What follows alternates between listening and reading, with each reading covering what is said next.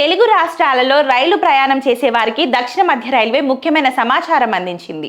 వివిధ ప్రాంతాలలో రైల్వే ట్రాక్ల ఆధునీకరణ మరియు నిర్వహణ పనుల కారణంగా దాదాపు 15 రైళ్లను తాత్కాలికంగా రద్దు చేస్తున్నట్లు ప్రకటించింది.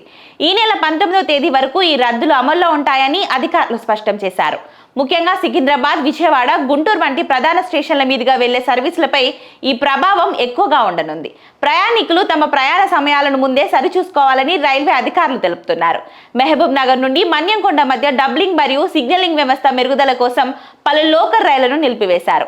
కాచిగూడ, మహబూబ్ నగర్, రాయచూర్, కర్నూలు వంటి సిటీ ప్రాంతాలకు వెళ్లే మెము, డెము రైలు ఏప్రిల్ 10 నుండి 19 వరకు అందుబాటులో ఉండవు.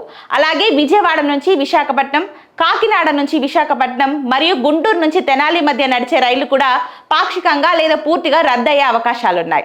వేసవి సెలవుల దృష్ట్యా రద్దీ ఉన్నప్పటికీ భద్రత కారణాల దృష్ట్యా ఈ పనులు అత్యవసరమని అధికారులు తెలిపారు. రైళ్ల రద్దు వల్ల రోజువారీ ఉద్యోగులు మరియు విద్యార్థులు ఇబ్బంది పడకుండా ముందస్తు ప్లాన్ చేసుకోవాలని అధికారులు కోరుతున్నారు.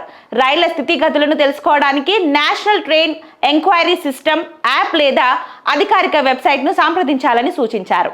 కొన్ని రైళ్లు వేళలో మార్పులు ఉండవచ్చని, ప్రయాణానికి ముందే స్టేషన్ మాస్టర్ కార్యాలయంలో వఖాబు చేయడం ఉత్తమమని తెలిపారు.